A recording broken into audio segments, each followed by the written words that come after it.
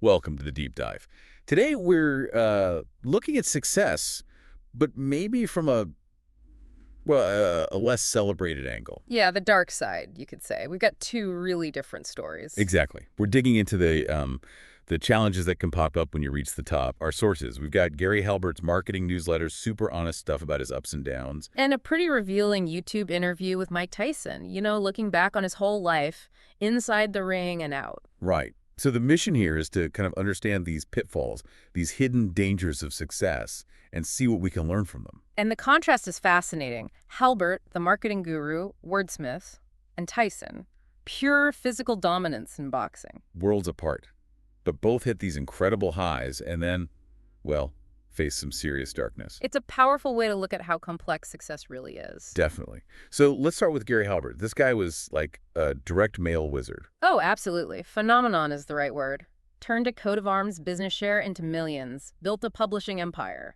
And he had this story that kind of shows his early confidence. Maybe a bit of ego. You mean the income one? Yeah. People would ask how much he made, and he'd say, like, $20,000. And they'd assume per year, naturally. Right. Then he'd hit them with, no, that's $20,000 a day. Wow. Yeah, you can see how that kind of money that fast could maybe warp your reality a bit. Inflate the ego for sure, that feeling of being untouchable. Which is a classic trap, right? Needing that external proof, the wealth, as your main measure. We'll see how that played out. Okay, then there's Mike Tyson. Completely different story, almost mythical. Came from, a really rough background. Super difficult. Bullying, getting arrested. And then he finds Customato, this guiding figure. Yeah. Becomes the youngest heavyweight champ ever. But even then, even at the peak, there was this intensity, that famous quote. Oh, yeah. I have to be the beast. I have to be the savage, insane, and out of control. I'm a god. No one could beat me. It's a lot. Almost like he needed that destructive edge. It really captures that self-belief, maybe bordering on self-destruction, that fueled him then.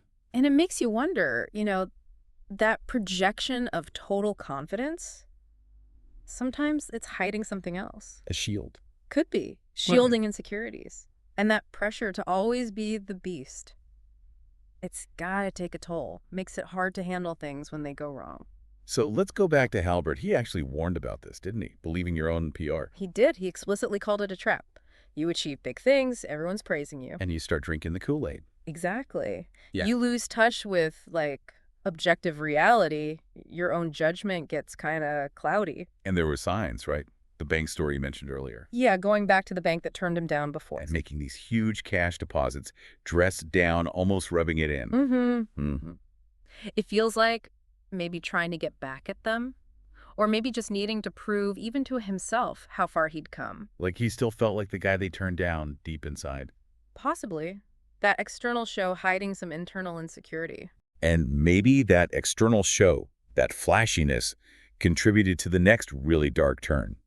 The home invasion. Oh, that was brutal. He described it vividly. Masked men, guns. Tied him and his wife up, took everything, even mail with checks in it. And that chilling line from one of the robbers. Yeah.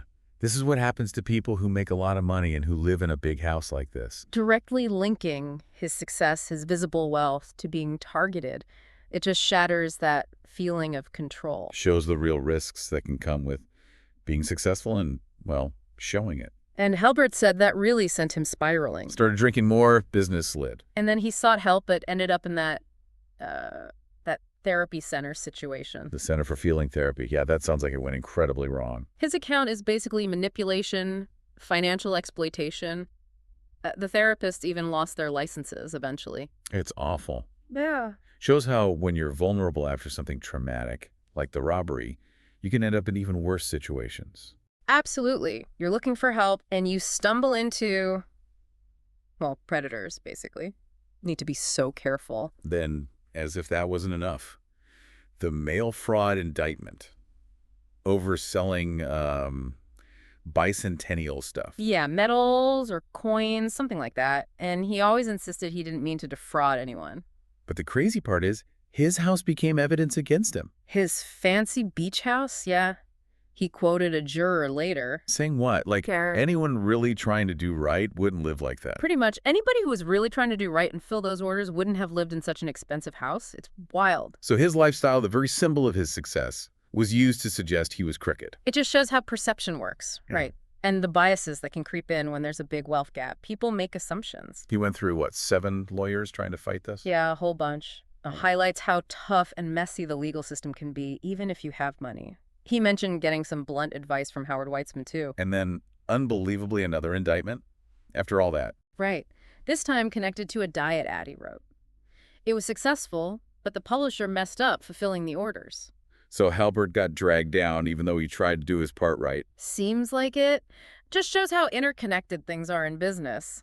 Someone else's mistake can sink you. Gotta choose your partners carefully. Wow. Okay, so out of all this chaos, he came up with these 10 rules for avoiding the dark side. Yeah. They're pretty practical. Yeah, they really cut through the noise. Like, Yeah. Rule 1, stop living in a dream world. Be realistic, basically. Yeah, Don't ignore risks, like ignoring health makes warnings. sense. Then stop lying. Simple. But he Yeah. pointed out, you cheat someone, they might not just sue you. They might want revenge. Oof, yeah. Then there's stuff about customer service. Immediately acknowledge every order. And fill all orders as fast as you can. He directly linked not doing that to his postal problems. And giving refunds immediately if someone wants one avoids a lot of trouble, potentially keeps you out of court, or worse. Immediately answer all your white mail, too. Just basic communication, right? Yeah. Ignoring people has consequences. These are all core business ethics, really. Honesty, transparency, customer first. Then it gets more personal.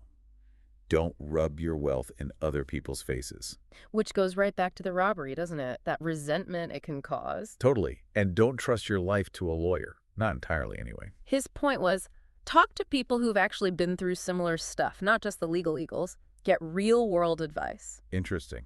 Then keep yourself healthy. Yeah, he thought projecting health and vitality might make you seem less like an easy target. Huh. And finally, keep your sense of humor. Crucial for perspective, right? Especially when things get really tough. You need to be able to step back, maybe even laugh a little. It's a solid list, grounded in some really hard-won experience. Definitely. And he even talked a bit about prison, club fed, What did he say about that? Loss of privacy, obviously. missing his wife terribly, but also, weirdly, feeling kind of set free. Set free in prison. Because he truly didn't believe he'd done anything morally wrong. So the conviction didn't crush his spirit in the same way, maybe. A strange kind of resilience. Wow. Okay, let's switch gears to Mike Tyson. His dark side seems more internal. Yeah, definitely feels more rooted in his own psychology, his past. He talked about that beast within early on. Fueled by anger, right? Wanting revenge for his youth. Exactly. That anger drove him in the ring, but outside, it created different problems. Until D'Amato. That relationship sounds so pivotal. Huge. D'Amato gave him hope, structure, belief, basically adopted him. So when D'Amato died in '85, Mm-hmm. that must have been devastating. Tyson described it as feeling naked to the world, like a vulnerable kid again, Yeah. lost. The anchor was gone. Totally. He Yeah. said, I don't understand how you cover my life, and then left, and then here I am. Just profound loss and confusion. And he admits that after Cuss died, his self-belief just crumbled. Yeah, led to a lot of excess. He's been open about the cocaine use, saying he was on it constantly. That mix of sudden fame, immense wealth, and losing your main support system, it's a recipe for potential disaster. Turning to self-destructive stuff to cope, maybe. Fill the void. And yet, in the ring, he projected this absolute invincibility.